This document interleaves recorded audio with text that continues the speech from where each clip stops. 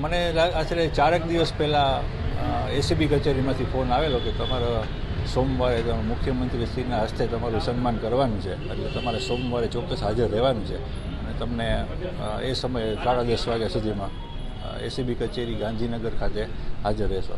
એટલે એ પ્રમાણે હું ગયેલો હતો અને મુખ્યમંત્રીશ્રી આવીને મેં જોયું તો જે લોકોએ ફરિયાદ કરવાની હિંમત દાખવેલી હતી, પોતાના ઉપરી અધિકારી વિરુદ્ધ ફરિયાદ કરવાની, કે જે લાંચની માગણી કરતા હોય, કે જે એવી પોઝિશન ઉપર હોય કે જેને વિરુદ્ધ ફરિયાદ કરવામાં લોકો સંકોચ અનુભવતા હોય, કે પોતાને નિર્ભયપણે ફરિયાદ કરવા તૈયાર ન હોય, એવા તમામ 7 ફરિયાદીને પણ બોલાવેલા હતા. અને એ 7 ફરિયાદીને હિંમત આપી, પ્રોત્સાહન આપી અને મુખ્યમંત્રીશ્રીએ તથા ગૃહમંત્રી હર્ષભાઈ સંઘવીએ એમને પ્રોત્સાહિત કર્યા. એમને પણ મોમેન્ટો આપેલો સરદાર પટેલનો. એટલું થયા પછી મુખ્યમંત્રીશ્રીએ પણ એમ પણ કહ્યું કે ભાઈ આ બધી પરિસ્થિતિ ત્યારે પોસિબલ છે કે જ્યારે એક રિઝલ્ટ છે એ સજાના સ્વરૂપમાં આવે. કોઈ પણ કેસનું રિઝલ્ટ છે એ જો બધાને છોડી દેવામાં આવે તો આ બધી કેસો કરવાનો ને એનો કોઈ અર્થ રહેતો નથી.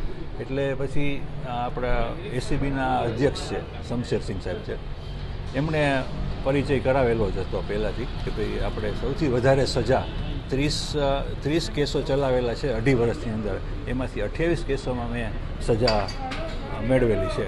એટલે એ ધ્યાનમાં રાખીને મારી પણ ભલામણ કરવામાં આવેલી હતી. મુખ્યમંત્રીશ્રીને આ બધી મારા પરફોર્મન્સનું કે આખા 9 વર્ષની અંદર 117 કેસોમાં સજા કરવામાં આવેલી છે, 28 કેસોમાં ભ્રષ્ટાચાર વિરોધી કેસોમાં સજા કરાવેલી છે, 27થી વધારે કેસોમાં પોક્સોમાં નાબાલિગ દુષ્કર્મની પીડિતો છે એમના આરોપીઓને સજા કરાવેલી છે. બીજા નાર્કોટિક્સ ડ્રગ્સના કેસો છે એમાં પણ 6 થી 7 કેસોમાં 2 વર્ષની અંદર સજા કરાવેલી છે. એટલે એ બધું પરફોર્મન્સ જોઈ અને મને સન્માનિત કરવામાં આવેલો છે. એટલા માટે કે આખા ગુજરાતમાં આટલી સજાઓ કરવામાં આવેલી હોય એવો કોઈ ઇતિહાસ નથી.